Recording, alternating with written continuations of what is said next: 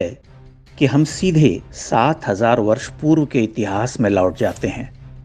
उदाहरण वहीं से उठाते हैं, आदर्श वैसा ही चाहते हैं, किंतु ठहर कर यह नहीं देखते कि उस कालखंड में भी कोई देवी जैसी स्त्री हर ली गई थी।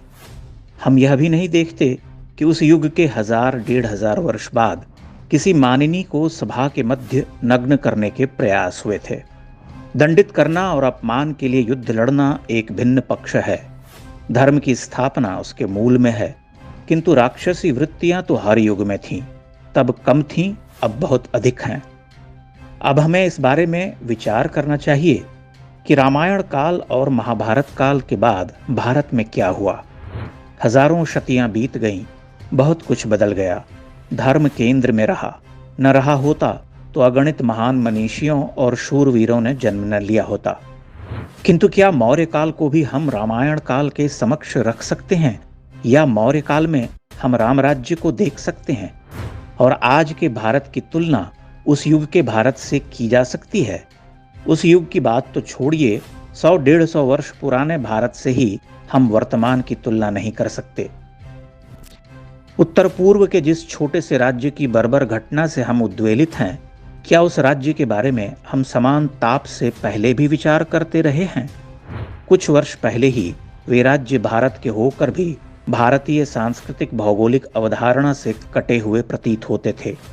उत्तर पूर्व को धीरे धीरे संपूर्ण भारतीय जीवनधारा का अभिन्न अंग बनाया जा रहा, और यह पिछले 8-9 वर्षों का अवदान है।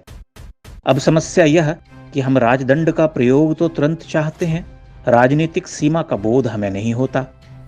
पहली बात तो यह कि आधुनिक लोकतंत्र के प्रतिनिधि पुरुष से किसी राजा का आचरण अप्रासंगिक है।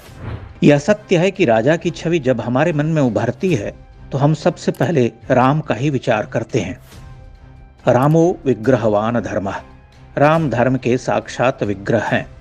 किंतु हम भूल जाते हैं कि यह राम राज्य नहीं है, राम राज्य नहीं हो सकता। वह एक बार हुआ। यहाँ तक कि पिछले 7,000 वर्ष के इतिहास में दूसरे राम राज्य का उदाहरण हमें नहीं मिलता।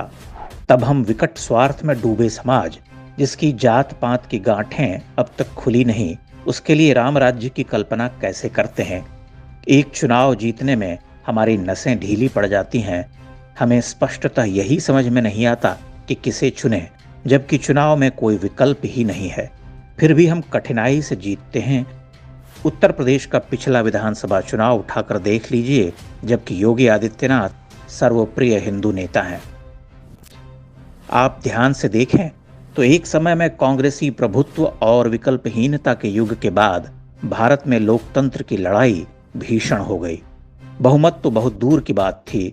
जिस कांग्रेस ने 5-6 दशकों तक देश को चलाया और हमारे माई बाप बनकर रहे, उसका ही आधार जाता रहा। जात पात और क्षुद्र स्वार्थ के नाम पर क्षेत्रीय दलों का उभार हुआ। ये उत्तर से दक्षिण और पूर्व से पश्चिम तक पसर गए। इन्होंने कांग्रेस से राजनीति सीखी। धीरे धीरे उस राजनीति को कांग्रेस की नीचता से भी नीचे ले गए। खानदानी पार्टी चलाने वालों ने भारत को कितने टुकड़ों में बांट दिया। तब नरेंद्र मोदी का अभ्युदय हुआ। मोदी का उभार स्वप्न सरीखा लगता है। मोदी ने उत्तर प्रदेश और बिहार जैसे घोर जातिवादी राजनीति करने वाले राज्यों की पारंपरिक राजनीति तक को तोड़ दिया। वे दूसरी बार जीते। अब तीसरी लड़ाई होनी है। निर्णायक समर होने वाला है। सारी नकारात्मक शक्तियां जुट गई हैं। देश को जात पात, जनजाति और धर्म के संघर्ष में झोंक कर तबाह करने की योजना गति पकड़ रही है। नरेंद्र मोदी एक शक्तिशाली नेता हैं, किंतु उन्हें अभी राजनीतिक स्वार्थ समर को जीतने में पूरी सफलता नहीं मिली है। दक्षिण भारत लगभग अविजित है। कर्नाटक कुछ हद तक विजित कहा जा सकता है। बंगाल में भीषण चुनौतियां हैं। उत्तर पूर्व को उन्होंने बहुत हद तक साध लिया है। लेकिन पिछले कांग्रेसी राज में जो वहां की सांस्कृतिक और जातिगत पहचान थी, उसे बहुत हद तक भ्रष्ट कर दिया गया। यह उसी का उभार है। वहां के स्थानीय संकट अलग हैं। चीन म्यांमार के अपने घृणित स्वार्थ हैं। ऊपर से देश तोड़क शक्तियां सक्रिय हैं। ताजा घटना जीवंत प्रमाण है, जहां हिंदुओं पर हुए अत्याचार को पूरी तरह से गौण कर केवल इस घटना का ढोल पीटा जा रहा। राम राज्य लाओ, क्या वर्तमान परिस्थितियों में वह संभव है? कर्नाटक में मुफ्तखोरों ने बीजेपी को सत्ता से हटा दिया। अगर वे भ्रष्टाचारी थे तब भी कांग्रेस के मगरमच्छों के सामने उनकी क्या औकात थी। दो खराब विकल्पों में से हम उसे चुनते हैं जो कम खराब हो, जो कम से कम देशघाती तो नहीं हो। एक ओर हम बड़े परिदृश्य को ध्यान में नहीं रखते, अपने क्षुद्र और राजनीतिक स्वार्थ के लिए बीजेपी को हराते हैं, पार्टी को कमजोर करते हैं, फिर छाती पीटते हैं कि राजदंड क्यों नहीं उठाते। आप ध्यान से देखिए कितनी प्रतिगामी शक्तियां कार्यरत हैं।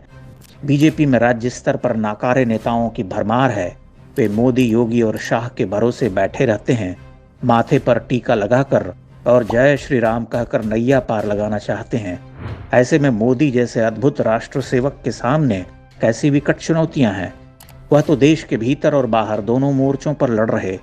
अगर आपको राम राज्य की आशा है तो आप पहले उन्हें शक्ति दीजिए। जिस दिन जात पात, धर्म और मुक्तखोरी के विरुद्ध खड़े होकर वोट करेंगे, उस दिन धर्म राज्य का पथ प्रशस्त हो जाएगा। अभी तो जो हासिल है वही बहुत है। संभवतः हमें इसका अंदाजा नहीं है कि हम क्या प्राप्त कर चुके हैं और उसे दृढ़तर क्या प्राप्त कर सकते हैं। लेकिन हमारा दुर्भाग्य यह कि हम किसी मौका परस्त मक्कार को भी मोदी का विकल्प बनाने की बात करते हैं। हमें राम राज्य की आकांक्षा है और हम स्वयं अच्छे और बुरे का साधारण सा भेद तक नहीं कर पाते।